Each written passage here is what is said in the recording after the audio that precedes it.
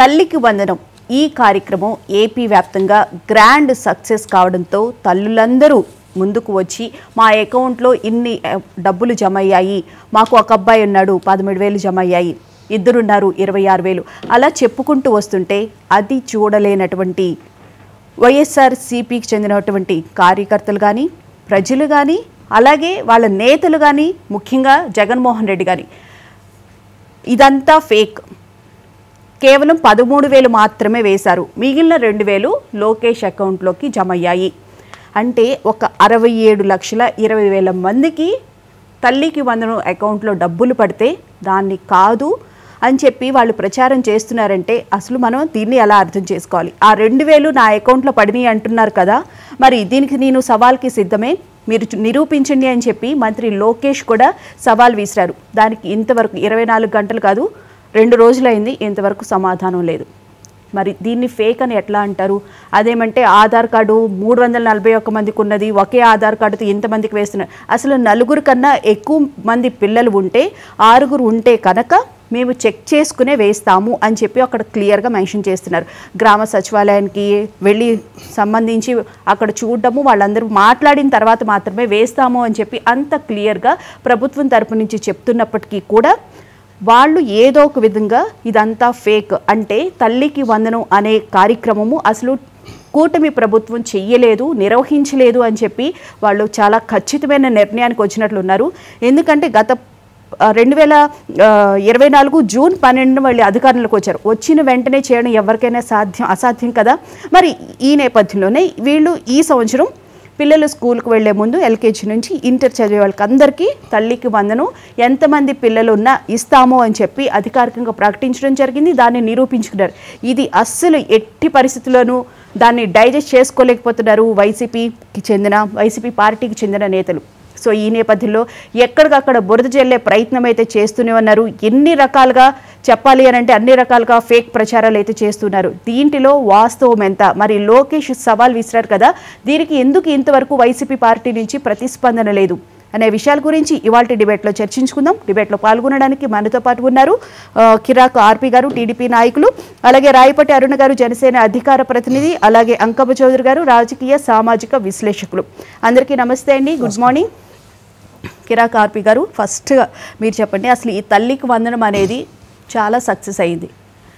దీన్ని ఎట్టి పరిస్థితుల్లోనూ వైసీపీకి చెందినటువంటి నేతలు కానీ ఎట్టి పరిస్థితుల్లో డైజెస్ట్ కాదు. కానీ వైసీపీకి చెందినటువంటి పిల్లలకు కూడా తల్లికి వందనం పడింది. అమ్మఒడి 15,000 ఇస్తామని 13,000 ఇచ్చారు. దానికి మెయింటెనెన్స్ అని అలా రకరకాలుగా చెప్పారు. మరి ఇప్పుడు మేము డైరెక్ట్గా మేము తీసుకోవట్లేదు, కలెక్టర్కి వెళ్ళి పిల్లల కోసమే ఇస్తాము అని చెప్పి ప్రభుత్వం చెప్తున్నప్పటికీ వాళ్ళకొక రూలు వీళ్ళకొక రూలు ఎట్లా అవుతుంది అసలు? ఇక్కడ ముందుగా పెద్దవారు సార్కి అదేవిధంగా మీకు నమస్కారాలు. అదేవిధంగా తల్లికి వందనం అనేది వాళ్ళు ఏమనుకున్నారంటే జీవితంలో ఇది అవ్వదు, ఇది 100% అవ్వదు అని నీకు 15,000 నీకు 15,000 నీకు 15,000 అంటున్నారు. ఇప్పుడు ఈ డబ్బులు పడ్డటువంటి తల్లులు ఏమంటున్నారంటే మాకు 15,000 మాకు 15,000 మాకు 15,000 వచ్చేసాయి అంటున్నారు. దీని దెబ్బ వాళ్ళు తట్టుకోలేని పరిస్థితిలో ఉన్నారు ఈరోజు. అందరికీ మేడం, నేను నెల్లూరుకి ఫోన్ చేశాను, చిత్తూరు, కడప, అనంతపురం అన్ని చోట్లకి ఫోన్ చేసి కనుక్కున్నా. నిజంగా చెప్తా ఉన్నా, అందరి అకౌంట్లో డబ్బులు పడ్డాయి. కొంతమందికి ఏంటంటే వాళ్ళు కొన్ని అకౌంట్స్ కరెక్ట్గా లేవు. సో అవి వెరిఫికేషన్ చేసి జూలై 5 లోపు మిగతా వాళ్ళకు కూడా మీరు యాప్లోకి వెళ్ళండి, వాట్సాప్ గవర్నెన్స్లోకి వెళ్ళండి, మిగతా అమౌంట్ కూడా ఇస్తామని చెప్పి కూడా ప్రెస్ మీట్ పెట్టి భరోసా ఇవ్వడం జరిగింది. ఇక్కడ మనం ఆలోచించాల్సింది ఏంటంటే ముందుగా నారా లోకేష్ గారు చెప్పారు అంటే మొట్టమొదటిసారి 54,94,703 మందికి పడుతుంది.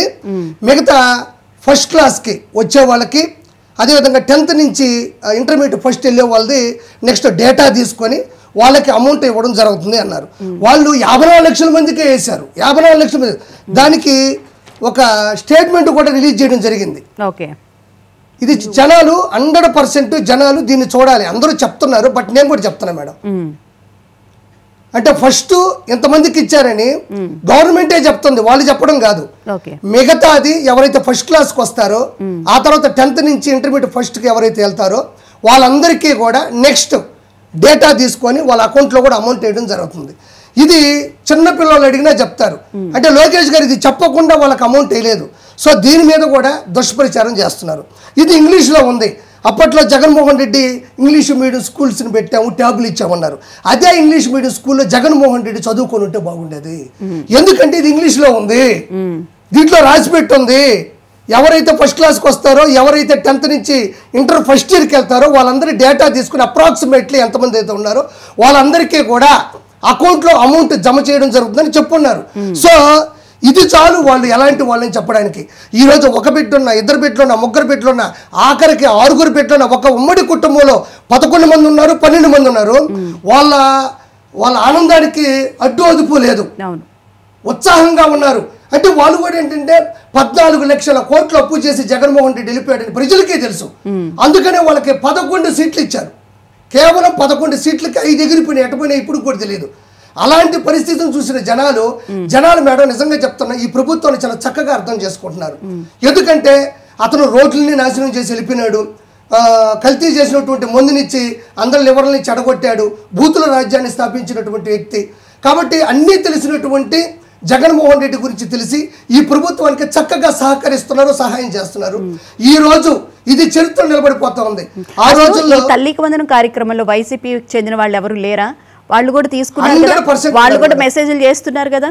అందరూ ఉన్నారు, ఒక్కరు కాదు. అదే నివ్వెరపోతున్నారు, ఆశ్చర్యపోతున్నారు. అంటే వాళ్ళు చెప్పిన కొన్ని మాటలకి ప్రలోభాలకి గురైన వాళ్ళు, వాళ్ళ మాటలకి హిప్నోటిజానికి గురైన వాళ్ళు ఎవరైతే ఉన్నారో, కొంతమంది పల్లెటూరులో ఉండే వాళ్ళకి కొంత ఈ విషయం తెలియని వాళ్ళు అయితే ఇది తెలిసిన తర్వాత వాళ్ళ అకౌంట్లో డబ్బు చూసిన తర్వాత కన్నీటి పర్యంతం అవుతున్నారు, భావోద్వేగానికి లోనవుతున్నారు. నన్ను నమ్మండి. కాబట్టి భారతిరెడ్డి గారు ఆ రోజు ప్రచారానికి వెళ్ళి విచారంగా చెప్తూ అందరికీ కుటుంబంలో ఉన్న ప్రతి ఒక్కరికి 15,000 ఇస్తానని చెప్పి ఒక కుటుంబంలో ఒకరికే ఇచ్చి మిగతా బిడ్డల్ని, మిగతా వాళ్ళు చదువుకోవాల్సిన అవసరం లేదు, తట్టపనికి పారపాలకు వెళ్ళండి అని చెప్తున్నట్టుగా ఒకరికి ఇచ్చారు. కానీ చంద్రబాబు నాయుడు గారు, విద్యాశాఖ మంత్రి నారా లోకేష్ గారు మాత్రం కుటుంబంలో ఉన్న ప్రతి ఒక్కరికి ఇచ్చారు. నేను చెప్పాను మేడం మొన్న, ఒక ఊర్లో ఒక కుటుంబంలో ఒక ముస్లిం మైనారిటీ కుటుంబంలో 6 మందికి పడింది 78,000. నేనేమంటున్నానంటే ఆ 78,000 ఎవరి పేరు మీద ఉంది, ఆ స్టేట్మెంట్ ఎవరితో చెక్ చేయండి. ఒకరికి ఇద్దరికి కాదు 6 మందికి పడడం అంటే నిజంగా చెప్పాలంటే చరిత్రలో ఒక సువర్ణ అధ్యాయం. ఆ 6 మంది స్టేట్మెంట్ చక్కర్లు కొడుతుంది, ఈరోజు వైరల్ కొడుతుంది సోషల్ మీడియాలో. ఆ 6 మందికి సంబంధించినటువంటి ఆ ఊరి పేరు ఉంది, అక్కడికి వెళ్ళండి, వాళ్ళ అకౌంట్ తీసుకోండి, అకౌంట్లో చెక్ చేయండి, ఇంకేం అవసరం లేదు. ఇది మామూలు విషయం కాదు మేడం. ఇన్ని వేల కోట్ల రూపాయలని పిల్లల్ని ఉజ్వల భవిష్యత్తుకు ముందుకు తీసుకెళ్ళడానికి అహర్నిశలు పాటుపడుతున్న చీఫ్ మినిస్టర్ ఆఫ్ ఆంధ్రప్రదేశ్ కావచ్చు, అదేవిధంగా విద్యాశాఖ మంత్రి నారా లోకేష్ గారు కావచ్చు, చాలా గొప్పగా ఉంది. అసలు మీరు దీనికి సంబంధించిన కామెంట్లు చూడండి.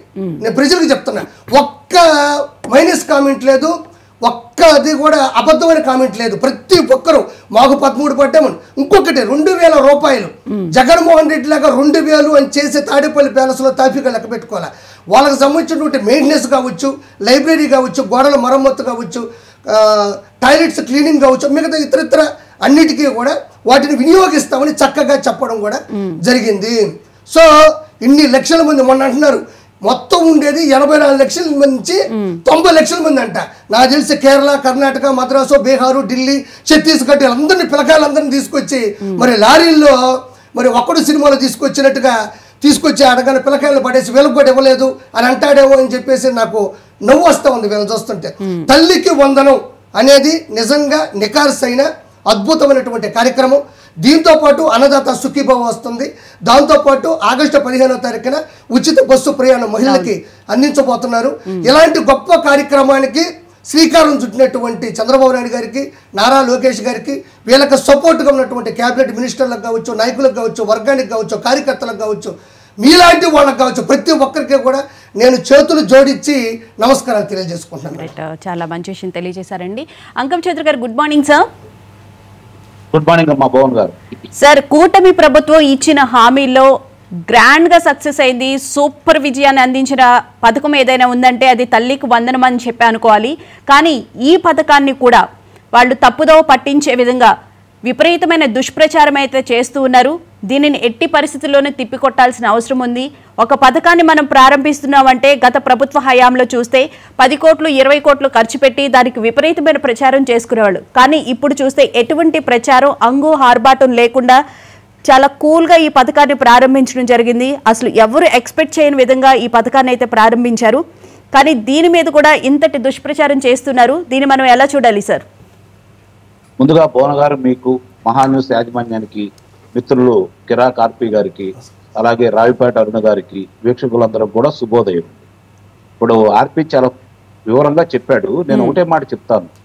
ఈ ప్రభుత్వం ఏ పథకం ప్రారంభించినా పత్రికా ప్రకటనలు ఇవ్వటం లేదు, మీ ప్రసార మాధ్యమాల్లో ప్రకటనలు ఇవ్వటం లేదు, దాని గురించి అనవసరపు రాద్ధాంతం చేయటం లేదు, వాళ్ళకి ప్రచారం కోసం ప్రజాధనాన్ని దుర్వినియోగం చేయట్లేదు. ముందుగా ఇది గమనించుకోవాలి. ఎందుకంటే ఆర్థిక పరిస్థితి ఏంటో, ప్రతి రూపాయిని ఎలా వినియోగించాలో క్షుణ్ణంగా తెలిసిన వ్యక్తి ఇక్కడ ముఖ్యమంత్రిగా ఉన్నాడు. దాన్ని మర్చిపోయి వీళ్ళు అవాకులు చవాకులు పేలుతున్నారు. ఇది మాత్రం ముఖ్యంగా గమనించుకోవాలి. ఇక్కడ లోకేష్ బాబు ఒక సవాల్ విసిరాడు వాళ్ళకి. 24 గంటల్లో మీరు దానికి సంబంధించినటువంటి నిజ నిర్ధారణ చేయండి, తప్పులుంటే మాట్లాడండి, లేదంటే మీ మీద న్యాయపరమైనటువంటి చర్యలు తీసుకోబోతున్నానని చెప్పడం కూడా జరిగింది. దానికి ఈ రోజు వరకు స్పందన అయితే లేదు. వాళ్ళు ముందుకు వస్తారైతే నేను అనుకోను. ఎందుకంటే బట్టగాల్చి మేదేయటమే తప్ప, లేకపోతే వాళ్ళు చెప్పాల్సింది ఏదో చెప్పటమే తప్ప దానికి సాక్ష్యాధారాలు వాళ్ళ దగ్గర ఉంటాయని కానీ అవి నిరూపిస్తారని కానీ మనకి ఇప్పటి వరకు చాలా ఉదంతాల్లో 2014 నుంచి చూస్తున్నాం. వాళ్ళు దేనికి కూడా వాళ్ళ దగ్గర అయితే ఆధారాలు అయితే ఉండవు. కాకపోతే ఏంటంటే గతంలో వాళ్ళు చేసిన అభియోగాలకి వీళ్ళు సరిగ్గా ధీటుగా స్పందించకపోబట్టి ఇప్పుడు కూడా అదే అనుకుంటున్నారు. కానీ ఇప్పుడు పరిస్థితి అయితే మారింది. ఆ రోజు చంద్రబాబు నాయుడు గారు చూసుకునే వాళ్ళు, ఈ రోజు లోకేష్ బాబు అనే వ్యక్తి, పవన్ కళ్యాణ్ అనే వ్యక్తి వీళ్ళకి తోడున్నారు, ముందుకెళ్తా ఉన్నారు. కాబట్టి ఎవరికి ఎలా తాట తీయాలో, ఎవరికి ఎలా కర్రుగాల్చి వాత పెట్టాలో వాళ్ళు క్షుణ్ణంగా దాని గురించి చూసుకుంటారు. మీరు ఒకసారి గమనించుకుంటే ఇక్కడ ఈ 8,745 కోట్ల రూపాయలు ఈ రోజు దీన్ని కేటాయించారు. అవసరమైతే ఇంకా దాన్ని పెంచుతా ఉన్నారు. రమారమి 10,000 కోట్ల రూపాయలు ఇవ్వడానికి వీళ్ళు సిద్ధపడ్డారు. మీకు చిన్న లెక్క చెప్తానండి, మీకు అంటే ప్రజలకు కూడా తెలియాలి. 2020 సంవత్సరంలో జగన్మోహన్ రెడ్డి ప్రభుత్వం విద్యార్థుల కోసం కేటాయించింది 6,349 కోట్ల రూపాయలు. గమనించుకోండి మీరు, 6,349 కోట్ల రూపాయలు. మరి ఆ రోజు వాళ్ళ సతీమణి కావచ్చు, ఆయన కావచ్చు, ఎంతమంది పిల్లలు ఉంటే అంతమందికి ఇస్తా ఉన్నారు. సరే ఇవ్వలేదు, మాట తెప్పారు, మడమ తిప్పారు. ప్రజలు కూడా వాళ్ళకి ఏ విధంగా బుద్ధి చెప్పాలో ఆ విధంగా బుద్ధి చెప్పారు. 2021కి వచ్చేసరికి 6,228 కోట్ల రూపాయలకి తగ్గిపోయింది. అంటే 121 కోట్ల రూపాయలు కోత విధించారు. అంటే ఇక్కడ పిల్లలు తగ్గారని అర్థం కదా. మరి వాళ్ళు ఇచ్చినప్పుడు పెరగాలి కదా, ఎందుకు తగ్గారు? తర్వాత 2022 వచ్చేసరికి 5,715 కోట్ల రూపాయలు ఇచ్చారు. అంటే 634 కోట్ల రూపాయలు కోత పడింది. ఇక్కడ ఎంతమంది తగ్గారో మీరు ఆలోచించుకోండి. 2023 నాటికి 5,540 కోట్ల రూపాయలకు మాత్రం ఇచ్చారంటే 809 కోట్ల రూపాయలు కోత విధించారు. అంటే దీన్ని బట్టి మీరు అర్థం చేసుకోండి, 3 సంవత్సరాల్లో 809 కోట్ల రూపాయలు కోత విధించే స్థాయికి వాళ్ళు వచ్చారంటే పిల్లలు, చదువుకునే పిల్లలు వాళ్ళ లెక్కల ప్రకారం తగ్గిపోయారా లేదా? మరి దీనికి వాళ్ళ దగ్గర ఉన్న సమాధానం ఏంటి? 2024 జనవరిలో వాళ్ళు వేసింది 45 కోట్ల రూపాయలు మాత్రమే. ఇది గమనించుకోవాలి. అంటే వాళ్ళు ఈ విధంగా వాళ్ళు చేసింది వీళ్ళు చెప్పలేకపోయారు. ఈ రోజు సమర్థవంతంగా వాళ్ళు ఏం మాట్లాడుతున్నారో దానికి ధీటుగా వీళ్ళు ఈరోజు చెప్తా ఉన్నారు. మీరు ఇక్కడ గమనించుకోవాల్సిన అంశం ఏంటంటే, ఈ నెల 6వ తారీఖు నాడు మామూలుగా ఎవరైతే ఉన్నారో కొబ్బేని శ్రీనివాసరావు మరి ఆ రాజు గారు ఇద్దరు కలిసి అమరావతి దాని మీద ఎందుకు విష ప్రచారం జరిగింది అనే దాని గురించి కూడా ఒకసారి మనం గమనించుకోవాలి, ప్రజలకు కూడా తెలియాలి. ఎందుకంటే నారా చంద్రబాబు నాయుడు గారు గచ్చిబౌలిలో ఇన్ఫోసిస్ సంస్థను తీసుకొచ్చినప్పుడు 50 ఎకరాలు మాత్రమే కేటాయించారు. 50 ఎకరాలు కేటాయిస్తే వాళ్ళ లెక్కల ప్రకారం ఆ రోజు 25,000 మందికి ఉద్యోగ కల్పన జరగాలి. ఈ రోజు మీకు తెలుసు, నాకు తెలుసు, ప్రపంచానికి తెలుసు, అక్కడ రమారమి 50,000 మంది పైన ఈ రోజు ఉద్యోగ కల్పన జరుగుతూ ఉంది. దానికి సంబంధించి ఈ రోజు గూగుల్ సంస్థ, అంటే అంతర్జాతీయ సంస్థ, గూగుల్ సంస్థ వచ్చేతలకి అనంతవరం నెక్కల్లు మధ్య 143 ఎకరాలు చూశారు భువన్ గారు. 143 ఎకరాలు చూశారు కాబట్టి అక్కడ 50,000 మందికి ఉద్యోగ కల్పన జరిగింది. 25,000 మంది కంటే ఇక్కడ దానికి 3 రెట్లు, అంటే సుమారు 1,50,000 మందికి ఉద్యోగ కల్పన జరిగితే గూగుల్ సంస్థ లాంటిది ఇక్కడ గనక వస్తే దాని పరిస్థితి ఎంతమందికి ఉద్యోగ కల్పన జరిగింది? 1,50,000 మందికి ఉద్యోగ కల్పన జరిగితే ప్రత్యక్షంగా పరోక్షంగా ఇంకా ఎంతమందికి ఉద్యోగ కల్పన జరిగింది? ఈ విధంగా చంద్రబాబు నాయుడు గారు అమరావతిని తీర్చిదిద్దితే మన పరిస్థితి ఏంటి? కాబట్టి ఇక్కడ పెట్టుబడులు రాకూడదన్న ఉద్దేశంతో కొంతమంది కోవర్టులు వాళ్ళ మనుషులు తెలుగుదేశం పార్టీ దగ్గర లేదంటే అధికారులుగా కొనసాగుతున్న వాళ్ళు వాళ్ళకు ఒప్పందించినందువల్ల దాన్ని చెడగొట్టడానికి మాత్రమే ఆ రోజు ఈ అంశాన్ని బయటకు తీసుకొచ్చారనేది గమనించుకోవాలి. వాళ్ళకి ఇక్కడ సాధ్యాసాధ్యాలు వాస్తవాలు వాళ్ళకి ఎలాంటి సంబంధం కూడా లేదు. వాళ్ళకి తెలిసిందల్లా అబద్ధాలు చెప్పటం, ఆ అబద్ధాలను ప్రజలను నమ్మించాలనే ఆలోచన చేయటం తప్ప ఎంతో కొంతమంది నమ్మితే చాలు కదా. ఇప్పుడు వాళ్ళకి 39% ఓట్లు వచ్చినాయి అన్నారు. మొన్నటి దెబ్బకి తెనాలి దెబ్బకి మన జరిగినటువంటి అన్ని విషయాలు ఈ అమరావతి విషయంలో వీళ్ళు మాట్లాడిన దానికి దగ్గర ఒక 20% ఓట్లు చెప్పకుండానే వెళ్ళిపోయింది. మరి వాళ్ళు ఇంకా ఏమని ఆలోచిస్తున్నారంటే ఈ విధంగా చేస్తే 2014 నుంచి 2019 వరకు మనం విజయం సాధించాం కదా, తిరిగి అదే విధంగా చేయాలని చెప్పని వాళ్ళు కోరుకుంటా ఉన్నారు. ఇక్కడ ఈ ప్రభుత్వం చేస్తున్నటువంటి మంచి పనులకు ప్రచారం చేసుకోవటం లేదు. ప్రజలకు తెలుస్తుంది కదా అని చెప్పి వీళ్ళు భావిస్తున్నారు. తెలియకుండా ఉండటం కోసం తీసుకొచ్చే పరిశ్రమలు, అంతర్జాతీయ పరిశ్రమలు ఇక్కడ గ్రౌండ్ కాకుండా ఉండటం కోసం వాళ్ళు చేస్తున్నటువంటి విష ప్రచారం. మీరు ఒకసారి గమనిస్తే ఈ రోజు వరి రైతులకి సుమారు 55 లక్షల మెట్రిక్ టన్నుల వరిని సేకరించడం కూడా జరిగిందండి. దీనికోసం 13,584 కోట్ల రూపాయలు రైతులకి వాళ్ళు కేటాయించడం కూడా జరిగింది. మరి అట్లాగే ఇప్పుడు పొగాకు రైతులకు సంబంధించింది కూడా చాలా మీరు స్పష్టంగా చూస్తూనే ఉన్నారు. సంక్షేమ పథకాలు అమలు చేయాలంటే కేవలం వైఎస్ రాజశేఖర రెడ్డి లేకపోతే జగన్మోహన్ రెడ్డి అనే విధంగా వాళ్ళు ప్రచారం చేస్తున్నారు. కానీ సంక్షేమ పథకాలన్నీ అమలు చేసింది తీరా చూస్తే చంద్రబాబు నాయుడు గారు. ఆయన ఇచ్చినటువంటి సంక్షేమ పథకాలు ఎవరు ఇవ్వలేదు, కానీ పబ్లిసిటీ మాత్రం లేదు. గ్రామ స్థాయిలో దాన్ని తీసుకువెళ్లడంలో చాలా మాట చెప్తాను, గుర్తుపెట్టుకోండి. డిఎస్సి తెలుగుదేశం ప్రభుత్వం అన్న నందమూరి తారక రామారావు గారు కావచ్చు, చంద్రబాబు నాయుడు గారు కావచ్చు, వీళ్ళు ఇద్దరూ కలిసి ప్రవేశపెట్టింది ఇప్పటికి 12 సార్లు డిఎస్సిని. అంటే ఉపాధ్యాయుల నియామకం సంబంధించి, అంటే పిల్లలు బాగా చదువుకోవాలని చెప్పని ఉద్యోగ కల్పన కోసం ఉపాధ్యాయులని కోసం 12 సార్లు ప్రకటించారు. ఇప్పటికి 2 లక్షల మంది పైన ఉపాధ్యాయుల్ని నియమించడం కూడా జరిగింది తెలుగుదేశం ప్రభుత్వం. అన్న నందమూరి తారక రామారావు కావచ్చు, చంద్రబాబు నాయుడు కావచ్చు. మరి గత 5 సంవత్సరాల్లో ఒక్క వ్యక్తిని కూడా నియమించలేదు కదా.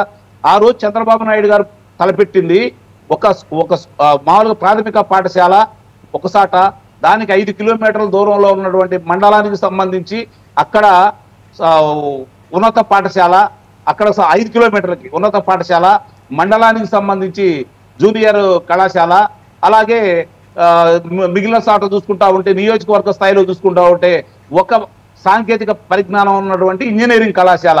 ఈ విధంగా చంద్రబాబు నాయుడు గారు ఆ రోజు ఏర్పాటు చేస్తూ రావడం కూడా జరిగింది. అంటే పిల్లలకి అందుబాటులో చదువుకోవాలి. వీళ్ళు దాన్ని తీసేసినందువల్ల పిల్లల్ని మరి వాళ్ళకి భారం మోయలేరు కదా చాలా మంది రవాణాకు సంబంధించి. కాబట్టి గ్రామాల్లోకి వాళ్ళ ఇళ్ల దగ్గరికి రవాణా సౌకర్యం ఏర్పాటు చేస్తున్నటువంటి ప్రైవేటు పాఠశాలలకి భారమైనా కూడా తప్పనిసరి పరిస్థితుల్లో పిల్లలను పంపించడం కూడా జరిగింది.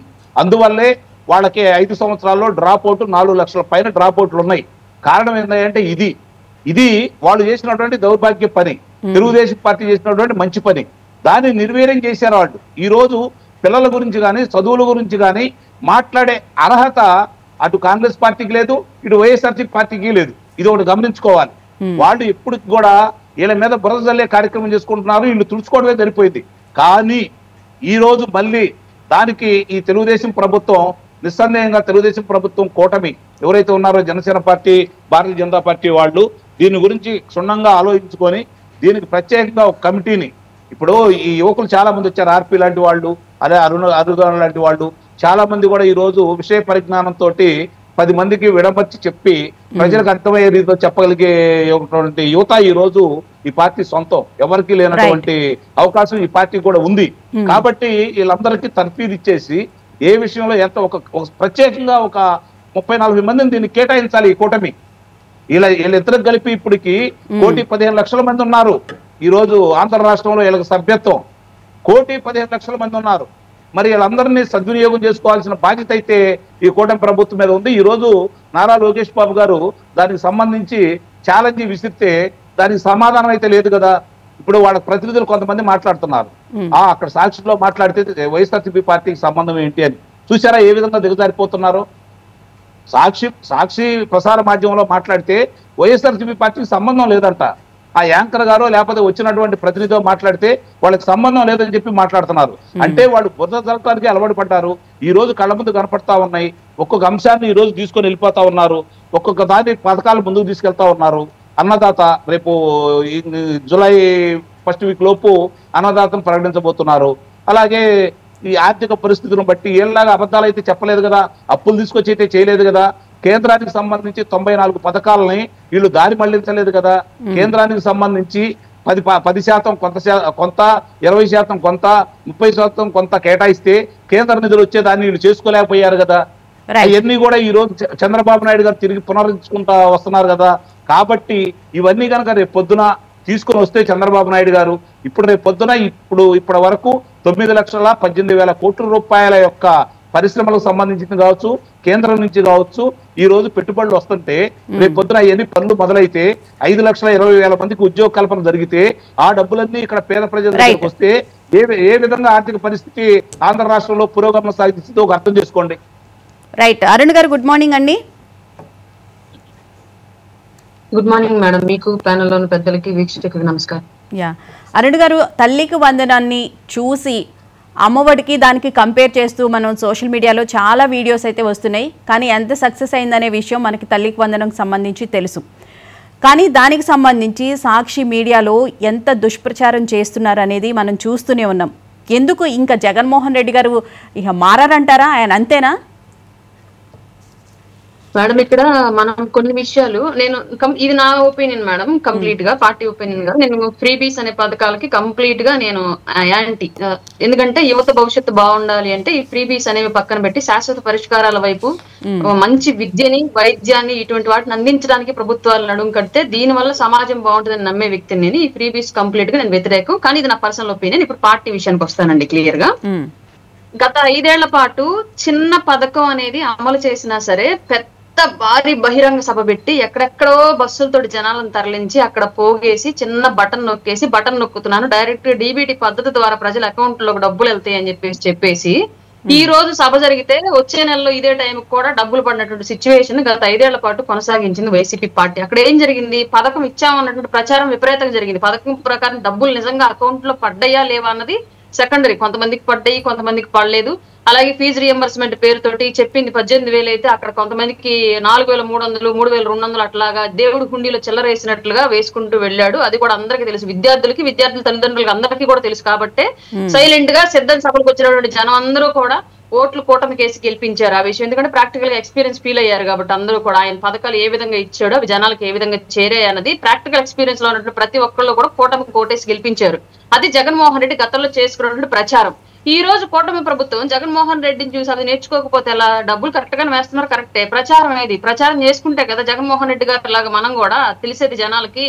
అంటే ఇప్పుడు కొన్ని విషయాల్లో ఏం జరుగుతుంది అంటే తప్పు అని తెలిసినా సరే ముందు వాళ్ళు వేసినటువంటి బాటలు మనం వెళ్ళకపోతే ప్రజలు మనల్ని విశ్వసించే పరిస్థితి లేదు. అందువల్ల డైరెక్ట్ గా డబ్బులు ఒక ఇంట్లో ఒక పిల్లకి గతంలో జగన్మోహన్ రెడ్డి చేసినటువంటి శాసనం ఏంటి? నీ దగ్గర ఎంతమంది పిల్లలన్నా ఉన్నాయి, నాకు సంబంధం లేదు, నేను ఒక్కళ్ళనే చదివిస్తాను ఈ కుటుంబంలో నుంచి, ఎవరిని చదివిస్తావు నువ్వే తేల్చుకో అన్నాడు. ఒకళ్ళు, ఇద్దరు, ముగ్గురు, నలుగురు ఉన్న కుటుంబంలో కూడా ఒక్కరికి డబ్బులు పడ్డాయి. ఇవాళ చంద్రబాబు నాయుడు గారి కూటమి ప్రభుత్వం యొక్క ఆదరణ ఏంటి? నీ ఎంతమంది పిల్లలన్నా ఉండని అమ్మ, మీ అందరినీ నేను చదివిస్తానని చెప్పేసి ఉన్న అందరికీ డబ్బులు వేసాడు. అది వాళ్ళకి జీర్ణించుకునే విషయం కాదు కదా. వైసీపీ వాళ్ళకి 100% బాధగానే ఉంటుంది. బాధగా ఉంది కాబట్టి వాళ్ళు బురద జల్లే ప్రయోగాలు అయితే చేస్తున్నారు 100%. గతంలో కేవలం ప్రచారం మాత్రమే జరిగేది, పథకాలు మాత్రం సరిగ్గా వచ్చాయి కాదు. ఈ రోజు ప్రచారం లేదు, పథకాలు అందరికీ వచ్చేసాయి. అట్లాగే ఇంకొకటి, వాలంటీర్లు అనేటువంటి ఒక వ్యవస్థను ఏర్పాటు చేసి గ్రామ స్థాయి నుంచి ప్రతి వీధిలో ఎవరు టీడీపీ, ఎవరు జనసేన, ఎవరు ఇంకొక పార్టీ, ఎవరు వైసీపీ అనేది క్లారిటీగా లిస్ట్ తెప్పించుకొని కేవలం వైసీపీ సపోర్టర్స్ కు మాత్రమే పథకాలు అందేలాగా పకడ్బందీగా ప్లాన్ చేసి మిగతా పార్టీల వాళ్ళని బ్లాక్ మెయిల్ చేశారు.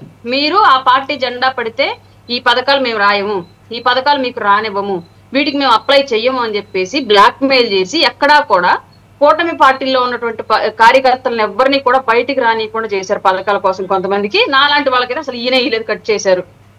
అట్లాగా మేము అందరికీ సమన్యాయం చేస్తున్నామని చెప్పుకుంటూనే కేవలం వైసీపీ వాళ్ళకి మాత్రమే న్యాయం చేశారు.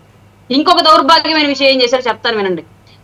పెన్షన్ వయసు 60 ఏళ్ళు, కానీ వైసీపీ సపోర్టర్స్ అనుకున్న వాళ్ళకి 50 ఏళ్లకి కూడా అసలు 47 ఏళ్లకు కూడా ఆధార్ కార్డులో ఏజ్ అప్పటికప్పుడు మార్పించేసి వాళ్ళకు కూడా పెన్షన్ ఇచ్చుకొని వైసీపీ వాళ్ళు కాదు అనుకున్న వాళ్ళకి, కూటమి పార్టీలకు సంబంధించిన వాళ్ళు అనుకున్న వాళ్ళకి నిజంగా అర్హులైనప్పటికీ కూడా ఏదో ఒక వంక చూయించి పెన్షన్ రాయాలి గత 5 ఏళ్ల పాటు. ఇది ప్రాక్టికల్ గా మా బంధువర్గంలోనే జరిగినటువంటి విషయం. ఇటు వైసీపీలో ఉండడం మూలంగా 47 ఏళ్లకి వృద్ధాప్య పెన్షన్ తీసుకున్న వాళ్ళు నా బంధువుల్లోనే ఉన్నారు. 60 ఏళ్లు దాటినప్పటికీ కూడా కూటమి పార్టీల సపోర్టర్స్ అవడం మూలంగా పెన్షన్ కి అనర్హులుగా మిగిలిన వాళ్ళు ఉన్నారు.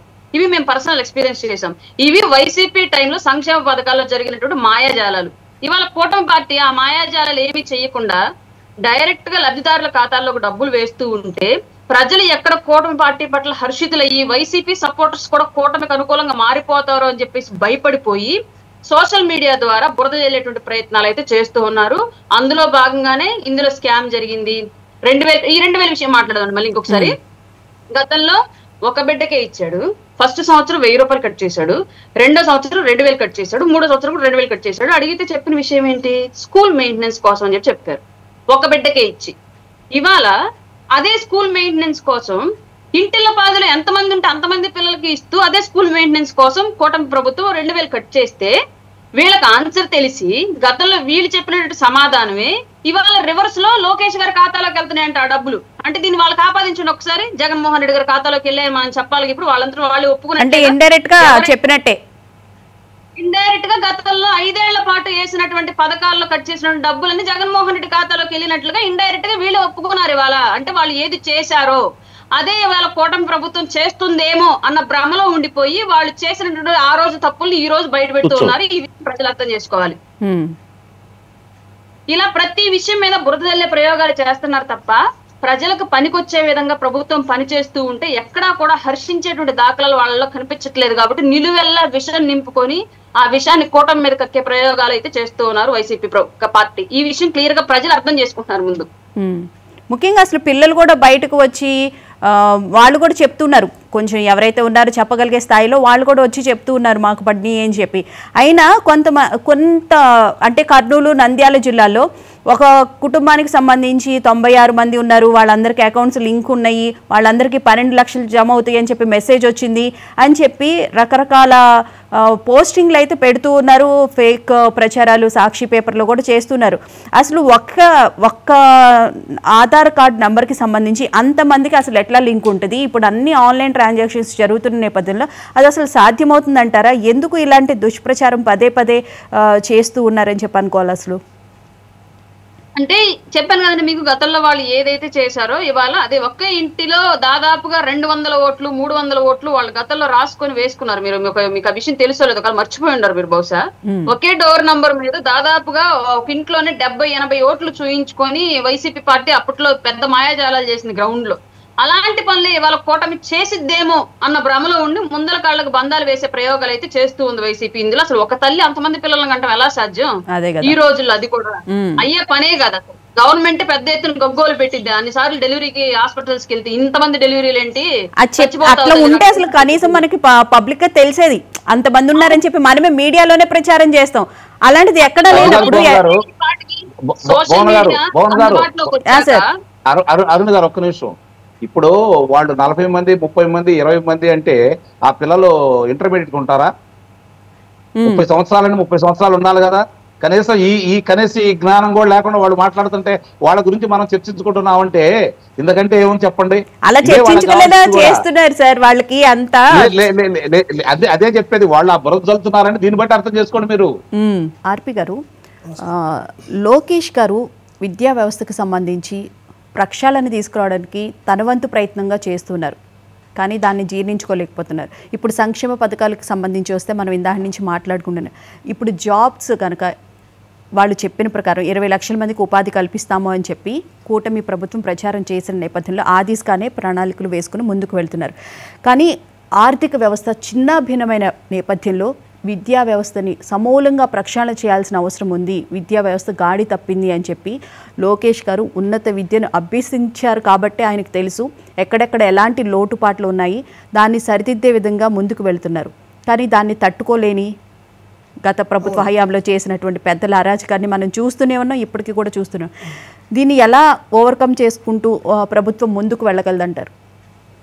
ఫస్ట్ 2019 నుంచి 2024 మధ్యన ఎవరు విద్యాశాఖ మంత్రిగా పనిచేశారో వైఎస్ఆర్సీపీ హయాంలో ప్రజలను అడిగితే ఒకరు కూడా చెప్పలేరు.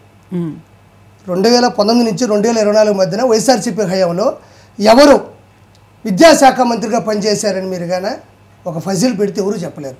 కానీ ఈరోజు విద్యాశాఖ మంత్రి ఎవరు అంటే నారా లోకేష్ గారిని ఎందుకు చెప్తారంటే విద్యకు సంబంధించిన విద్యార్థుల దగ్గరికి 24 గంటలు పర్యవేక్షిస్తున్నారు, అక్కడికి వెళ్తున్నారు. వాళ్ళు చేసే భోజనం కావచ్చు, వాళ్ళకు ఉన్నటువంటి ఏర్పాట్లు కావచ్చు, వాళ్ళకి సంబంధించిన పుస్తకాలు కావచ్చు, వాళ్ళ నడవడిక కావచ్చు, వాళ్ళ బడి కావచ్చు, ప్రతి ఒక్కటి చెక్ చేస్తున్నారు.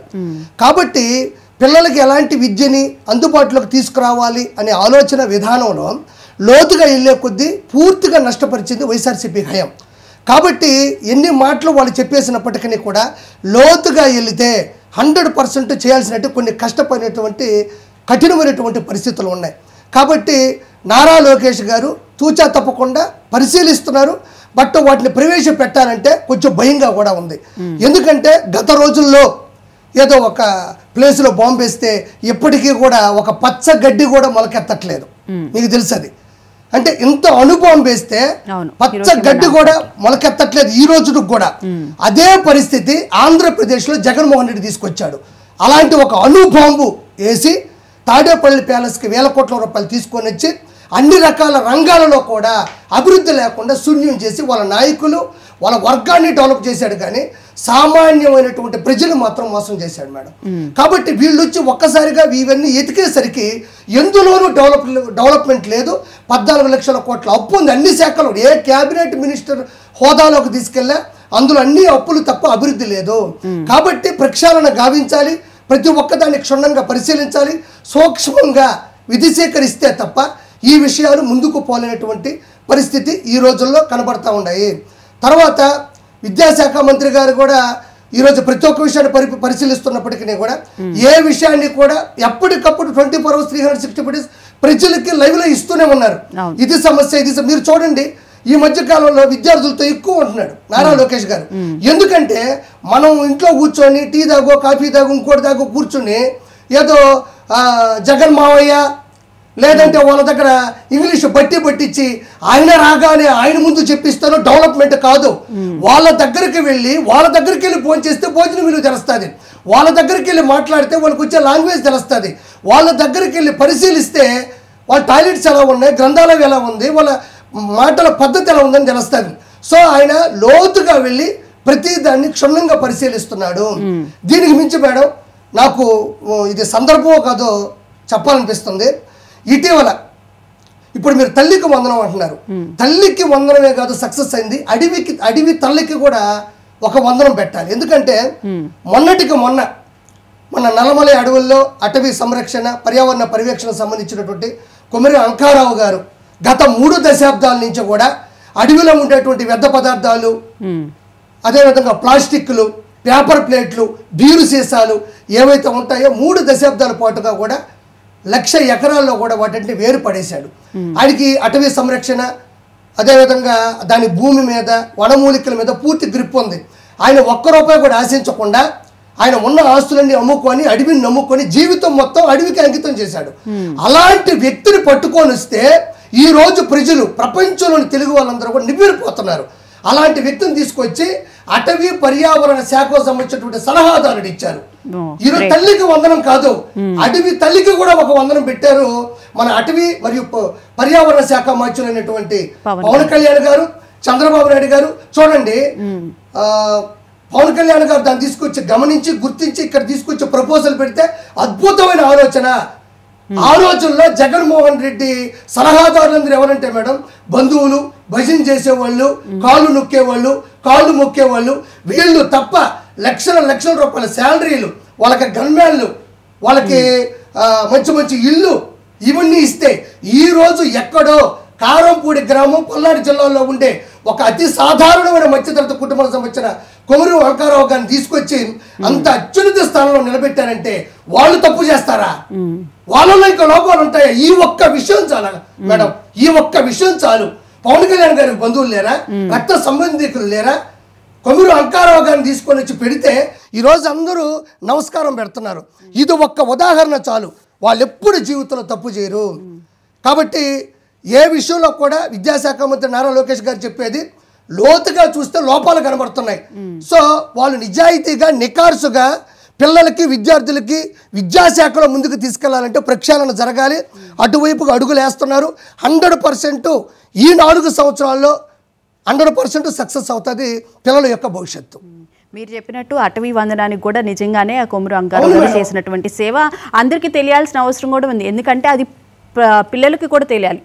విద్యా వ్యవస్థలో సమూలమైన మార్పులు ఎట్లా వస్తాయి, మన అటవీని సంపాదించాం, మన ప్రకృతిని కూడా కాపాడుకోవాలి అనే ఒక సందేశం ఇచ్చినట్లే అవుతుంది. 3000 పాఠశాలలకు వెళ్ళి మేడం, తెలుగు 2 రాష్ట్రాల్లో 3000 పాఠశాలలకు వెళ్ళి ఆయనే స్వచ్ఛందంగా స్వతహాగా స్వయాన ఆయనే వెళ్ళి పిల్లలతో కూర్చొని అటవీ వనమూలికలు, అటవీ జంతు సంరక్షణ, పర్యావరణ పర్యవేక్షణ వీటి గురించి ఆయన పాఠాలు చెప్పాడు. అలాంటి వ్యక్తి 1,00,000 ఎకరాల్లో ప్లాస్టిక్ని నిషేధించి అక్కడ పర్యాటకులు వినోదకులు ఎవరైతే వెళ్తారో వాళ్ళు పడేసినటువంటి చిత్తు కాగితాలు వ్యర్థాలు వీటన్నిటిని కూడా పారదోలాడు. అదేవిధంగా ఆయన చేసింది అడవి తగలబడుతున్నా, ఆకులు రాలిపోతున్నా, ఎండిపోతున్నా ఆయన మనసు తట్టుకోలేదు. ఆయన ఉదయం లేస్తే ఆయన సంధ్యావందనం కానిచ్చిన తర్వాత ఉదయాన్నే బయలుదేరితే 30 కిలోమీటర్ల దూరం నల్లమల అడవుల్లోకి వెళ్ళి అక్కడే ఉండి ఈ ప్లాస్టిక్ని మొత్తం తీసేసి అక్కడ ఏదైతే వన్యప్రాణులు ఉంటాయో, మృగాలు ఉంటాయో, పశుపక్షాదులు ఉంటాయో వాటన్నిటికీ కీడు తగలకుండా ఎవరన్నా వేటాడుతున్నా వాళ్ళందరిని తరివేసి సాయంత్రం అయిపోయి ఇంటికి రాలేకపోతే అక్కడే పడుకొని వచ్చిన వ్యక్తి, ప్రకృతి ప్రసాదించినటువంటి అడవి బిడ్డ, అడవి తల్లికి పుట్టిన బిడ్డ. ఆ బిడ్డని ఈ మన పవన్ కళ్యాణ్ గారు, నారా చంద్రబాబు నాయుడు గారు పట్టడం అంటే ఇది మామూలు విషయం కాదు. ఇది ఆయన తీసుకొచ్చి ఆయన కూర్చోబెట్టి వీళ్ళకి ఎంత అమూల్యమైన సమయం ఉన్నా కూడా అలా నోరు తెరుచుకొని అంటున్నారు. ఆయన చెప్తున్నాడు, ఎంతోమంది పెద్ద పెద్ద ముసలి వాళ్ళు, వయసున్న వాళ్ళు చనిపోయారు, అతిపెద్ద గ్రంథాలయం, అతిపెద్ద వయసున్న వాళ్ళందరూ అతిపెద్ద గ్రంథాలయంతో సమానం, వాళ్ళందరినీ పోగొట్టుకున్నామని ఆయన కీలకమైన అంశాలు చెప్పాడు మేడం. ఇలాంటి వ్యక్తులు, నేను ఒక సామాన్యమైనటువంటి కార్యకర్తగా చెప్తా ఉన్నా, ఇలాంటి వ్యక్తులు జీవితంలో తప్పు చేయరు. ఎక్కడో ఉన్న అడవి బిడ్డను తీసుకొచ్చి ఈరోజు అత్యున్నత స్థానంలో నిలబెట్టారంటే వీళ్ళు తప్పు చేస్తారా? ఇది ఒక్కటి ప్రజలు క్షుణ్ణంగా ఆలోచించాలని మనస్ఫూర్తిగా కోరుకుంటున్నాం మేడం. రైట్, చాలా మంచి విషయం తెలియజేశారండి. అలాంటి వాళ్ళని ప్రభుత్వం కూడా గుర్తించాల్సిన అవసరం ఎంతైనా ఉంటుంది. అంకం చౌదరి గారు, నేను ఇందాక చెప్పినట్లు విద్యా వ్యవస్థకు సంబంధించి ప్రక్షాళన చేయాల్సిన అవసరం అయితే ఉంది. గత ప్రభుత్వ హయాంలో ఇంగ్లీష్ మీడియం అని చెప్పి తీసుకొచ్చారు. ఇంగ్లీష్ మీడియం ఎవరు కాదనరు, కానీ ఫస్ట్ మన మాతృభాష నేర్చుకోవాల్సిన ఆవశ్యకత ఎంతైనా ఉంది అని చెప్పి గతంలో చీఫ్ జస్టిస్గా, సుప్రీంకోర్టు చీఫ్ జస్టిస్గా చేసినటువంటి ఎన్వి రమణ గారు కూడా సూచించడం జరిగింది. ఆ విధంగానే మనకి అడుగులైతే ముందుకు వెళ్తున్నాయి. సమూలంగా అయితే ఈ మార్పు వస్తుంది అని చెప్పి కోరుకుంటున్నాను. దాంతోపాటు లోకేష్ గారు పిల్లలతో పాటు వెళ్ళి వాళ్ళతో మాట్లాడి ఏం జరుగుతుంది, ఎలాంటి మార్పులు రావాలి అని చెప్పి కూడా ఇంటరాక్ట్ అవ్వడం కూడా జరుగుతూ ఉంది. మనం చూస్తూ ఉన్నాం 10th క్లాస్లో ఈసారి నెక్స్ట్ వచ్చే రిజల్ట్స్లో ప్రభుత్వానికి సంబంధించిన విద్యార్థులందరూ మంచి ర్యాంక్స్ సాధించాలి అని చెప్పి కూడా వాళ్ళని చాలా రకాలుగా ప్రోత్సహిస్తూ ఉన్నారు. భువన గారు, ఇక్కడ మీరు గమనించుకుంటా ఉంటే 4 అమెరికన్లు కూర్చుంటుంటే వాళ్ళ భాషలో మాట్లాడుకుంటారు, 4 చైనీయులు కూర్చుంటే వాళ్ళ భాషలో మాట్లాడుకుంటారు, 4 కేరళ వాళ్ళు కూర్చుంటే వాళ్ళు వాళ్ళ భాషలో మాట్లాడుకుంటారు, 4 కన్నడ వాళ్ళు కూర్చుంటే వాళ్ళ భాషలో మాట్లాడుకుంటారు, 4 తమిళియన్లు కూర్చుంటే వాళ్ళ భాషలో మాట్లాడుకుంటారు. వివిధ మన భారతదేశంలో ఉన్న వివిధ రాష్ట్రాలకు సంబంధించిన వాళ్ళు ఎవరన్నా కలిస్తే వాళ్ళ భాషలో మాట్లాడుకుంటారు. అంటే ముందుగా వాళ్ళ భాష మీద పట్టొస్తే మిగిలిన భాషల మీద కూడా వాళ్ళకి పట్టొస్తుంది అనేది అందరికీ తెలిసిన విషయమే. కాకపోతే దౌర్భాగ్యం ఏంటంటే మన ఆంధ్రప్రదేశ్లో ముఖ్యంగా తెలుగు రాష్ట్రాల్లో సంబంధించి చూసుకుంటా ఉంటే తెలుగులో మాట్లాడుకునే వాళ్ళు తక్కువ మంది కనపడుతున్నారు. ముందుగా మాతృభాష మీద మమకారం, మాతృభాష మీద పట్టు వస్తే పరభాష మీద నిస్సందేహంగా పట్టు వస్తుంది, ప్రావీణ్యత సంపాదించుకోవచ్చు. ఇది గమనించుకోవాలి. గతంలో వాళ్ళు ఏం మాట్లాడుకున్నా కూడా ఒక విషయాన్ని మాత్రం నేను ఇక్కడ స్పష్టంగా చెప్పదలుచుకున్నాను. నారా లోకేష్ బాబు అనే వ్యక్తి ఇప్పుడు వైఎస్ఆర్సీపీ పార్టీకి సంబంధించి విద్యాశాఖ మంత్రులు 2 మారారు. ఆదుమూలపు సురేష్, అలాగే బొత్స సత్యనారాయణ. వాళ్ళు సాధించిన ప్రగతి ఏంటి? వాళ్ళు సాధించిన ప్రగతి ఏంటంటే 5 సంవత్సరాల్లో 4 లక్షల మంది విద్యార్థులు ప్రభుత్వ పాఠశాలలో చదువుకోకుండా వాళ్ళు ప్రైవేట్ పాఠశాలలో చదువుకునే విధంగా తరిమేయడం కూడా జరిగింది. మౌలిక వసతులు లేవు, వాళ్ళకు సంబంధించినటువంటి కార్యక్రమాలు చూసుకోలేదు. అధ్యాపకులను తీసుకెళ్లి మద్యం షాపుల కాడ కాపలా పెట్టారు. అధ్యాపకులను తీసుకెళ్లి కక్కిస్కోట్లు కడిగించే కార్యక్రమాన్ని క్షుణ్ణంగా పరిశీలించి మాకు నివేదికలు చెప్పారు. అంటే అధ్యాపకులు అంటే ఎవరండి? గురువులు అంటే ఎవరండి? మనల్ని భావి భారత పౌరులుగా తీర్చిదిద్దేటువంటి గొప్ప వ్యక్తులు. దేవుడి తర్వాత అంతటి వాళ్ళు. గురు బ్రహ్మ, గురు విష్ణు, గురుదేవో మహేశ్వరం అని చెప్పని ఎందుకంటామండి? అంతటి విశిష్టమైన వ్యక్తులు వాళ్ళు ఏ విధంగా చూశారు? కనీసం వాళ్ళు ఒక్కళ్ళు కూడా నియమించుకోలేదు కదా వాళ్ళు. ఈ తెలుగుదేశం ప్రభుత్వానికి అప్పుడు అన్న నందమూరి తారక రామారావు గారికి కావచ్చు, వీళ్ళకి కావచ్చు, అసలు తెలుగుదేశం ప్రభుత్వం వచ్చేంత వరకు మామూలుగా చదువు చెప్పే పంతులు గారికి ఏదన్నా వాళ్ళకి గౌరవం కానీ లేకపోతే వేతనాలు కానీ ఉన్నాయా? అన్న నందమూరి తారక రామారావు కదా ఈనాటి ఈ అవకాశం కలగజేసింది. ఇది గమనించుకోవాలి. ఈ రోజు లోకేష్ గారు ఒక ఛాలెంజ్గా తీసుకున్నారు. ఆయన ఎట్లయితే మంగళగిరికి 2019లో పోటీ చేసి 5,000 తేడాతో ఓడిపోయి 2024కి మళ్ళీ అక్కడ 91,000 ఓట్లు మెజార్టీ తెచ్చుకున్నాడు. అతను పట్టుదల మనకు అర్థమైపోతా ఉంది. ఇప్పుడు 2023 జనవరి 27 వరకు నారా లోకేష్ అనే వ్యక్తి చంద్రబాబు నాయుడు గారి అబ్బాయి, తెలుగుదేశం పార్టీకి జాతీయ కార్యదర్శి. మనకు తెలిసింది ఇదే. తండ్రి అధికారాన్ని అడ్డం పెట్టుకొని మంత్రి అయ్యాడని చెప్పని ఇష్టారీతిగా మాట్లాడారు.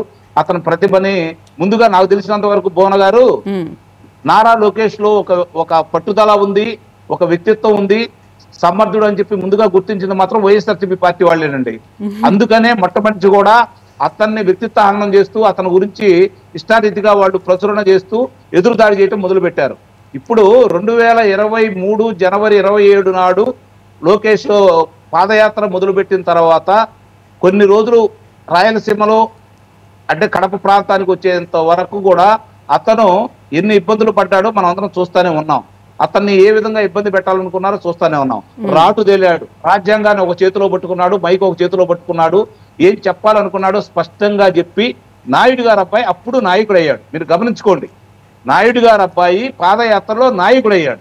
ఈ రోజు నాయకుడు అయ్యిందే కాకుండా ఎవరైనా సరే తను పోటీ చేసే నియోజకవర్గంలో ప్రశాంతంగా ఉండాలి, నేను గెలవాలి, నాకు ఇబ్బందులు ఉండకూడదని కోరుకుంటాడు. కానీ 1985 తర్వాత 39 సంవత్సరాలు జెండా ఎగరని నియోజకవర్గాన్ని అతను ఎన్నిక చేసుకున్నప్పుడే అతనిలోని పట్టుదల గురించి, అతని యొక్క అకుంఠిత దీక్ష గురించి మనం ఆలోచించుకోవాలి.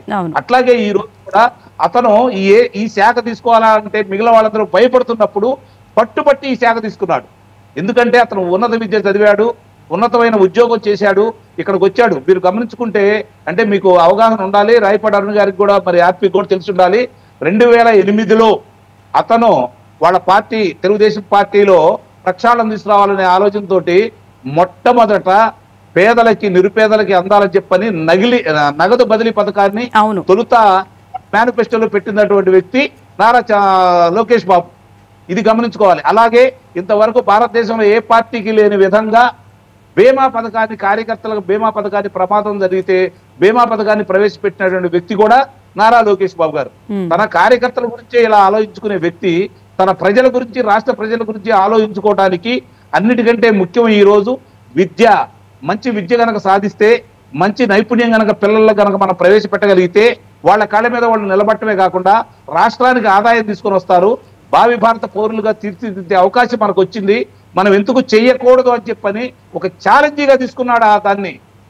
ఈ రోజు తల్లికి వందనం అని చెప్పానంటే ఆ రోజు వాళ్ళు 42 లక్షల మందికే ఇవ్వటం కూడా జరిగింది.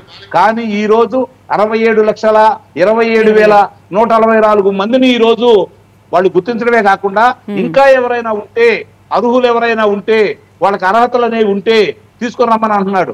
వాళ్ళు బురద జల్లినట్టుగా 6గురు మించిన వాళ్ళ పిల్లలు ఎవరైనా ఉంటే వాళ్ళను గుర్తించమని చెప్పని సచివాలయాలు కావచ్చు, గ్రామ సచివాలయాలు కావచ్చు, వార్డు సచివాలయాలకు కావచ్చు వాళ్ళ కేటాయించడం కూడా జరిగింది, సిబ్బంది కేటాయించడం కూడా జరిగింది. అలాగే అనాథ శాలయాలయంలో చదువుకునే పిల్లలను కూడా గుర్తించమని ఈ రోజు చెప్పడం కూడా జరిగింది. వాళ్ళకి సంబంధించినంత వరకు ఇంతవరకు ఎవరికి ఈ నగదు వాళ్ళ ఖాతాలో జమ చేయలేదు. ఇంత పారదర్శకంగా, ఇంత క్రమశిక్షణగా, ఇంత ఉపయోగపడే విధంగా వాళ్ళు ముందుకు తీసుకెళ్లే కార్యక్రమం చేస్తూ ఉంటే ఇందాక నేను చెప్పినట్లు రాష్ట్రానికి వస్తున్న పెట్టుబడులు కావచ్చు, రాష్ట్రానికి జరుగుతున్నటువంటి అభివృద్ధి కార్యక్రమాలు కావచ్చు, ఆర్థికంగా స్థిరపడే విధంగా కావచ్చు. ఈ రోజు తీసుకుందామండి, మద్యానికి సంబంధించి వాళ్ళు అప్పులు చేస్తే ఈ రోజు 7,000 కోట్ల రూపాయలు వీళ్ళు అప్పులు తెచ్చారు. ఇది గమనించుకోవాలి. రైతులకు సంబంధించి 1,687 కోట్ల రూపాయలు రైతులకు సంబంధించిన అప్పులు తీర్చేశారు. ఈ రోజు 13,000 కోట్ల రూపాయలు రైతు ధాన్యానికి, వాళ్ళు కొనుక్కున్న ధాన్యానికి ఒకటో రోజు లేకపోతే రెండో రోజు వాళ్ళ ఖాతాల్లో జమ వేసుకుంటూ వెళ్ళిపోతా ఉన్నారు. పంచాయతీలకి పవన్ కళ్యాణ్ గారి ఆధ్వర్యంలో పంచాయతీల దగ్గర తీసుకున్నటువంటి నిధుల్ని మళ్ళీ తిరిగి వాళ్ళకి చెల్లించడం కూడా జరిగింది. ఇంతవరకు ప్రపంచ చరిత్రలో అన్ని పాఠశాలల్లో ఒకే రోజు తల్లిదండ్రులతోటి, గ్రామస్తులతోటి, అధ్యాపకులతోటి ఎక్కడైనా సరే ఒక సమావేశం జరిగిందా? అది ఈ రోజు వీళ్ళు సాధించారా లేదా? అంటే వాళ్ళ సమస్యలు ఏంటి తల్లిదండ్రులకు తెలియాలా? తల్లిదండ్రుల సమస్యలు ఏంటంటే అధ్యాపకులు తెలియాలా? ప్రైవేట్ స్కూల్స్ లో మాత్రమే ఉంటాయి పేరెంట్ టీచర్ మీటింగ్, అలాంటిది ప్రభుత్వ పాఠశాలలో తీసుకురావడం నిజంగానే ఒక ఇంత ఆనందం. ఒకే రోజు. అలాగే పవన్ కళ్యాణ్ గారు అన్ని గ్రామాల్లో ప్రజలతోటి గ్రామ సభలు ఏర్పాటు చేశారు. ఇది కూడా గమనించుకోవాలి. అంటే వీళ్ళు ఏ విధంగా ముందుకెళ్తున్నారు వీళ్ళిద్దరు?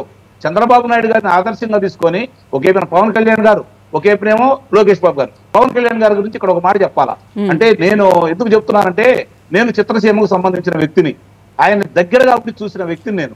కొన్ని సందర్భాలు అంటే ఆయనతో నాకు ప్రత్యక్ష పరిచయం లేకపోయినా కూడా సమావేశాలకు వచ్చినప్పుడు కావచ్చు, ఆయన గురించి కావచ్చు, ఆయనతో పనిచేసే వాళ్ళు చెప్పినటువంటి విషయాలు చెప్తున్నాను. మొట్టమొదటి కూడా ప్రశ్నించే తత్వం.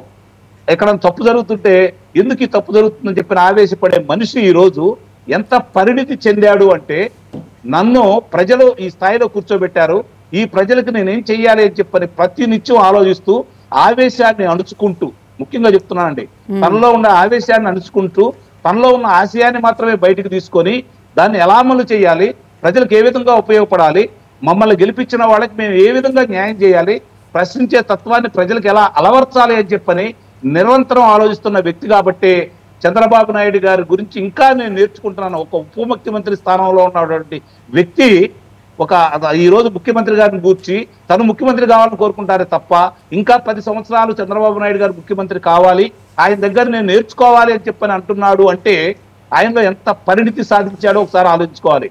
అలాగే లోకేష్ బాబు ఈ రోజు కనపడుతున్న ప్రతి వాళ్ళకి ఏంటంటే, అతను ఎర్ర పుస్తకం రాసుకుని బయలుదేరాడు. ఎర్ర పుస్తకం గురించి ఈ రోజు కూడా చెప్పుకుంటా ఉన్నాడు. ఏమేమి చెబుతున్నాడు?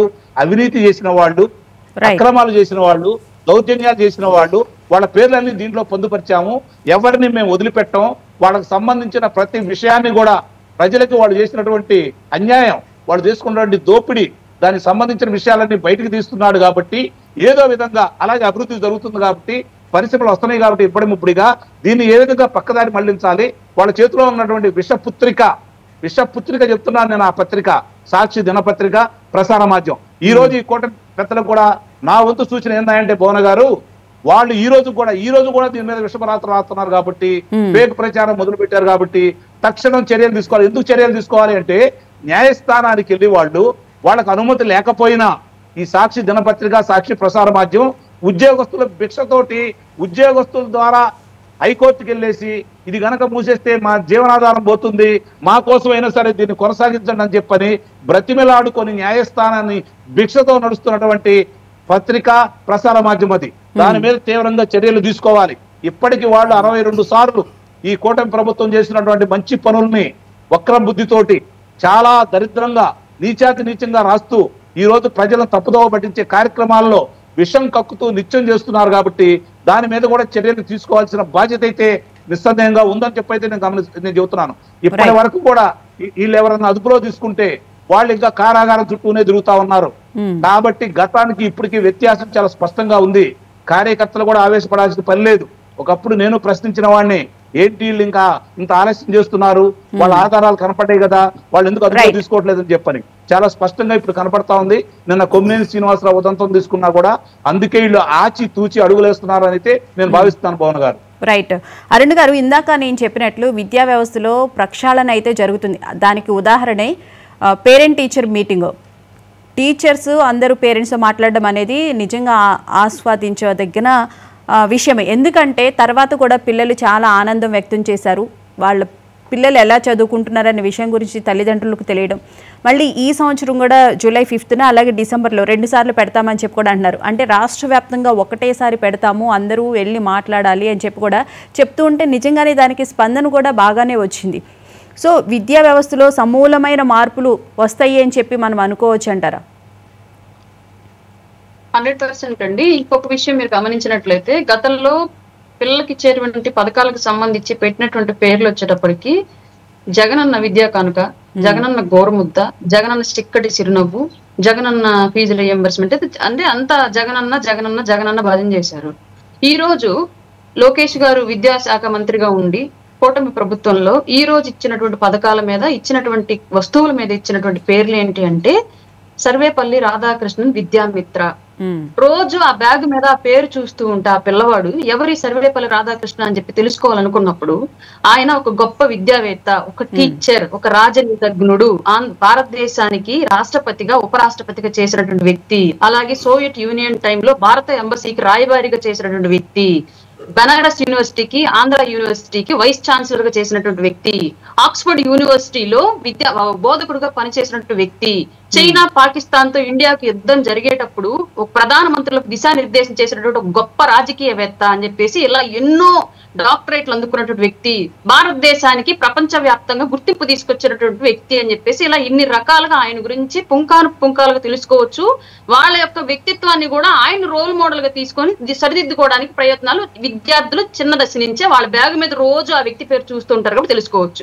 అలాగే డాక్టర్ సీతమ్మ మధ్యాహ్న అన్నదాన పథకం, ఆవిడెవరు, ఎందుకు ఆవిడ పేరు పెట్టారు? లంకల గన్నవరం గ్రామంలో అతి సాధారణమైనటువంటి మహిళ, చదువు కూడా ఏమీ లేదు ఆవిడకి, కానీ చేతికి ఎముకలు లేకుండా అన్నము ఆకలేని వచ్చినటువంటి ప్రతి ఒక్కరికి వడ్డించి వార్చినటువంటి గొప్ప దానకర్ణురాలు, అంతకన్నా ఇంకా గొప్పది అని చెప్పి ఆవిడ గురించి తెలుసుకోవడానికి పిల్లలకు ఒక అవకాశం ఉండిద్ది. అట్లాంటి పేర్లు ఈ రోజు లోకేష్ గారు మంత్రిగా ఉన్నటువంటి శాఖలో తీసుకొచ్చి మొదటి నుంచి మా పార్టీ సిద్ధాంతం ఒకటేనండి, మా పవన్ కళ్యాణ్ గారు ఇవాళ నిజంగానే పవన్ కళ్యాణ్ గారి యొక్క ప్రోద్బలంతో ఇది పెట్టారేమో అని చెప్పేసి మేము భావిస్తున్నాం 100%. ఆయన ఎప్పుడు ఒకటే అంటారు, రాజకీయ నాయకుల పేర్లు ఈ రోజు ఒక పార్టీ ఉంటే ఇంకో పార్టీ మీద బురజల్లుతారు, ఇంకో పార్టీ అధికారులకు వస్తే ఈ పార్టీ మీద బురజల్లుతారు. రాజకీయ నాయకుల వ్యవస్థ కోసం ఏం నేర్పిస్తాం మనం పిల్లలకి? ఈ దేశం కోసం ప్రాణాలు వదిలిన వాళ్ళు, ఈ దేశం కోసం కష్టపడ్డ వాళ్ళు, ఈ దేశం కీర్తిని దశదిశలా వ్యాపించి చేసిన వాళ్ళు, ఈ దేశం కోసం ఎన్నో సాధించిన వాళ్ళు ఉన్నారు, వాళ్ళ విగ్రహాలు పెట్టండి, వాళ్ళ పేర్లు పెట్టండి అని చెప్పేసి పవన్ కళ్యాణ్ గారు మొదటి నుంచి చెప్తూ ఉన్నారు. అందులో భాగంగానే ఈ రోజు లోకేష్ గారు ఈ పేరు పెట్టారని చెప్పేసి మేము మనస్ఫూర్తిగా నమ్ముతున్నాము. లోకేష్ గారు చేసినట్టు ఈ పనికి నిజంగానే మనస్ఫూర్తిగా ఆయన అభినందిస్తూ ఆయన గొప్పతనాన్ని నిజంగానే చెప్పుకుంటున్నాం. కానీ రోజు జగనన్న విద్యా కానుకని బ్యాగు మీద పిల్లోడి పేరు చూస్తే ఎవరి జగనన్న? తండ్రి ముఖ్యమంత్రిగా ఉంటే రాష్ట్ర ప్రజల సంపదనంతా తోచుకొని 38 అవినీతి కేసుల్లో ముద్దాయిగా ఉన్నాడు. రాజకీయ కక్షల కోసం కుటుంబ సభ్యులను కూడా చంపించగలిగిన వాడు. ఆస్తి పంచాల్సి వచ్చిందని చెప్పేసి సొంత చెల్లెలకు కూడా అడ్డమైనటువంటి సంబంధాలు అంటగట్టి బయటికి గెంటిన వాడు. చెల్లికి ద్రోహం చేయకూడదయ్యా, ఆడపిల్ల కన్నీళ్లు మంచిది కాదని చెప్తే తల్లిని కూడా బయటికి గెంటేసిన వాడు. రాష్ట్రంలో ఉన్నటువంటి అనేక కుంభకోణాల్లో ముద్దాయిగా ఉండి దేశం నలుమూలల రాష్ట్రం పరువు తీసిన వాడు. అంతర్జాతీయ ముద్దాయిగా కూడా పేరు నమోదు చేయబడినటువంటి వాడు అని ఇలా పిల్లలు జగనన్న గురించి తెలుసుకోవాలి. దీనివల్ల ఏం నేర్చుకోవాలి పిల్లలు చిన్నప్పటి నుంచి? ఇట్లా మీరన్నట్లుగా ఫీజు విద్యా వ్యవస్థలో మార్పులు అనేవి చిన్న విషయం కాదు. గ్రౌండ్ నుంచి కూడా మార్పు అనేది స్టార్ట్ చేశారు కూటమి ప్రభుత్వం. నారా లోకేష్ గారు విద్యాశాఖ మంత్రిగా తీసుకున్న తర్వాత ఈ మార్పులు ప్రస్ఫుటంగా బయట కనిపిస్తున్నాయి. రానున్న రోజులు ఇవి ఇంకా పెద్ద స్థాయిలో వ్యాపింపచేసి సమూలమైనటువంటి మార్పుల్ని విద్యా వ్యవస్థలో రానున్న 5 సంవత్సరాలు తీసుకొస్తారు. అలాగే ఉపాధ్యాయుల నియామకంలో కన్నా ఇందాక మీరు అన్న పేరెంట్ టీచర్ మీటింగ్ అని చెప్పేసి లాస్ట్ టైం జరిగినటువంటి పేరెంట్ టీచర్ మీటింగ్ కి మా పిల్లలు యాక్చువల్ గా ఇక్కడ గవర్నమెంట్ స్కూల్లో చదవరండి, అయినప్పటికీ కూడా హెడ్ మాస్టర్ గారు పిలిచారు నన్ను. మీరు పిల్లలకు కొంచెం స్పీచ్ ఇస్తే మంచిగా ఉండిద్దండి, మీ స్పీచెస్ బాగుంటాయి, వాళ్ళకి కొంచెం మోటివేషనల్ గా ఉండిద్దని చెప్పేసి పిలిచారు. పిలిస్తే అక్కడ నేను పేరెంట్ టీచర్ మీటింగ్ లో కూర్చున్నప్పుడు నాకు తెలిసిన విషయం ఏంటి అంటే, పల్లెటూరులో పిల్లలు తల్లిదండ్రులు ఎలా ఉంటారంటే పిల్లలు బడికి వెళ్ళిపోతారు అని చెప్పేసి వెళ్ళిపోతే వీళ్ళు పనికి వెళ్ళిపోతారు. సాయంత్రం వాళ్ళు పని నుంచి వచ్చేటప్పటికి వీళ్ళు బడి నుంచి వచ్చామని చెప్పేసి ఇంటికాడ కూర్చొని ఆడుకుంటూ ఉంటారు. వీళ్ళు నిజంగా బడికి వెళ్ళారా లేదన్నది పేరెంట్ కి తెలియట్లా. చాలా మంది ఇంటి దగ్గర రెడీ అయిపోయి బ్యాగ్ తగిలించుకొని బడికి వెళ్తున్నాం అని చెప్పేసి వచ్చేసి ఊరంట బడి తిరిగేసి అక్కడక్కడ టైం పాస్ చేసి మళ్ళీ పిల్లలు ఇంటికి వెళ్ళే టైంకి బ్యాగ్ తీసుకుని ఇంటికి వెళ్ళిపోతున్నారు. ఇక్కడ స్కూల్లో అటెండెన్స్ 10 రోజులు స్కూల్ జరిగితే వీళ్ళకి 2 రోజులు కూడా ఉండట్లా. ఆ విషయం తల్లిదండ్రులకు తెలియదు. రోజు వీళ్ళకి డబ్బులు ఇస్తున్నారు కొనుక్కోవడానికి, జల్లేస్తున్నారు, అబ్బాయిలకైతే కొబ్బరి పెట్టి తల్లుతున్నారు, బ్యాగ్ ఇస్తున్నారు, వాడు అడిగిన డబ్బులు ఇస్తున్నారు, బడికి పోంటారు అంటున్నారు, వీళ్ళు పనికి పోతున్నారు. సాయంత్రం వీళ్ళు బడికి పోయొచ్చామనే చెప్తున్నారు, కానీ నిజంగా స్కూల్కి వెళ్ళట్లా. ఈ విషయం మొన్న పేరెంట్ టీచర్ మీటింగ్ ద్వారా. ఇంకొక విషయం ఏంటి అంటే, తల్లిదండ్రుల ఫోన్ కాంటాక్ట్లు పిల్లల స్కూల్ టీచర్స్ దగ్గర చాలా మంది దగ్గర లేవు. పిల్లలకి మీ నాన్నని పిలుచుకురాండ్రా, మీ అమ్మని పిలుచుకురాండ్రా అంటే వీళ్ళు చెప్పట్లా ఇంట్లో. ఇలా ఎన్నో లోపాలు మొన్న పేరెంట్ టీచర్స్ మీటింగ్ మూలంగా బయటపడ్డాయి. దానివల్ల తల్లిదండ్రుల కాంటాక్ట్లు, టీచర్స్ కాంటాక్ట్లు ఎక్స్చేంజ్ అయ్యాయి. ఈ రోజు పిల్లాడు స్కూల్కి రాకపోతే ఇమీడియట్ గా ఇంటికి ఫోన్ వెళ్తుంది, మీ అబ్బాయి బడికి రాలేదు, ఏంటి కారణం అని చెప్పేసి తల్లిదండ్రులకు తెలుస్తోంది. ఎందుకు పోలేదు బడికి అని చెప్పేసి సాయంత్రం చిడతలు వాయించేసారు, మరుసటి రోజు తీసుకెళ్లి స్కూల్లో వదిలిపెడుతున్నారు పిల్లల్ని. ఇది పేరెంట్ టీచర్ మీటింగ్ వల్లే సాధ్యమైంది గవర్నమెంట్ స్కూల్స్ లో. ఇట్లాగా ఎన్నో ఇన్నోవేటివ్ ఐడియాస్ ని ఈ రోజు కూటమి ప్రభుత్వం వచ్చిన తర్వాత విద్యా వ్యవస్థలో తీసుకొచ్చింది కాబట్టి ఇది భవిష్యత్ తరాలకు మంచిది. రానున్న రోజులు ఇమీడియట్ గా ఇప్పుడు రిజల్ట్స్ కనిపించకపోయినా రేపు విద్యా సంవత్సరానికి రిజల్ట్స్ 100% తెలుస్తాయి. పాస్ పర్సెంటేజ్ ఎంత వచ్చింది, పిల్లల యొక్క అటెండెన్స్ పర్సెంటేజ్ ఎంత ఉంది, వాళ్ళ మార్పు ఎంత వచ్చింది. ఇంకొక దరిద్రం ఏంటి అంటే ఇక్కడ గవర్నమెంట్ స్కూల్స్ లో చాలా మంది గవర్నమెంట్ స్కూల్స్ పంపించకుండా ప్రైవేట్ స్కూల్స్ పంపించడానికి కారణం కూడా మా తాతకు మించినటువంటి బాధ్యత ఎందుకు పంపిస్తాము అంటే సెక్యూరిటీ మెయిన్. అవును, ఆడపిల్లలకి మగపిల్లలకి మధ్య వచ్చేటువంటి ఆకర్షణ అనేది 8th 7th క్లాస్ నుంచి స్టార్ట్ అవుతుంది కాబట్టి ఈ రోజులో ఇన్స్టాగ్రామ్స్ అవి వచ్చిన ఈ దరిద్రం కొద్దీ పిల్లల మీద పర్యవేక్షణ అనేది అంత పెద్దగా ఉండట్ల. దానివల్లే మేము ప్రైవేట్ స్కూల్స్ మీద ఆధారపడుతున్నాం, సంపాదించినంతా కూడా పెట్టేసి. ఇవాళ ఈ పేరెంట్ టీచర్స్ మీటింగ్ మూలంగా పిల్లల బిహేవియర్ ఎలా ఉంటుంది, ఇంట్లో ఎలా ఉంటుంది, స్కూల్లో ఎలా ఉంటుంది, ఎవరు ఎక్కడ ఎలా ప్రవర్తిస్తున్నారు అనేది క్లియర్ గా తల్లిదండ్రులకు తెలుస్తోంది. తల్లిదండ్రులు చెప్పేటప్పుడు కొన్ని విషయాల మూలంగా టీచర్స్ కూడా తెలిసి ఆ స్టూడెంట్స్ మీద దృష్టి పెట్టడం జరుగుతుంది. ఇవన్నీ కూడా పూర్తిగా ఈ పేరెంట్ టీచర్స్ మీటింగ్ అనేది పెట్టడం మూలంగానే సాధ్యమైంది. ఇది క్లియర్ గా పర్సనల్ ఎక్స్పీరియన్స్ ఇక్కడ అంతా చూస్తూ ఉన్నాం కాబట్టి ఇట్లాంటి ఎన్నో పనికొచ్చే విషయాలు చేస్తూ ఉంటే వీటిని మొత్తాన్ని కూడా పక్కన పెట్టేసి కేవలం రాజకీయ బురద జల్లాలంతే. ఏం చేసినా సరే రాజకీయ బురద జల్లాలి, ఇదే దురుద్దేశంతో వైసీపీ పార్టీ నడుస్తోంది ఆంధ్రప్రదేశ్ లో. Right. Thank you so much Arun గారు, థ్యాంక్ యూ సో మచ్ అంకం చౌదరి గారు, థ్యాంక్ యూ సో మచ్ ఆర్పి గారు స్టూడియోకి వచ్చినందుకు, డిబేట్లో పాల్గొన్నందుకు. సో చూసారు కదండి, మొత్తం మీద విద్యా వ్యవస్థకు సంబంధించి ప్రక్షాళన అయితే ఏపీలో అయితే ప్రారంభమైందని చెప్పి అనుకోవచ్చు. ఎందుకంటే పేరెంట్ టీచర్ మీటింగ్ అనేది ప్రతి ఒక్క విద్యార్థి తల్లిదండ్రులకి ఉండాల్సిన ముఖ్యమైన అంశం. సో విద్యా వ్యవస్థకు సంబంధించి ప్రక్షాళన అయితే జరుగుతుంది. దాంతోపాటు తల్లికి వందనం కార్యక్రమాన్ని కూటమి ప్రభుత్వం తీసుకురావడం వల్ల ప్రతి ఒక్క విద్యార్థి చదువుకునే అవకాశం అయితే కనిపిస్తుంది. ఒక్కళ్ళున్నా ఇద్దరు ఉన్నా ఎంతమంది ఉన్నా మేము హెల్ప్ చేస్తాము, గవర్నమెంట్ తరఫున మా సహాయం ఉంటుంది అని చెప్పిన నేపథ్యంలో చెప్పిన విధంగానే తల్లికి వందనం కార్యక్రమాన్ని అయితే ప్రారంభించడం జరిగింది. ఆ విధంగా ముందుకు వెళ్తున్న సందర్భం కూడా మనం చూస్తున్నాము. ఇది ఇవాళ డిబేట్.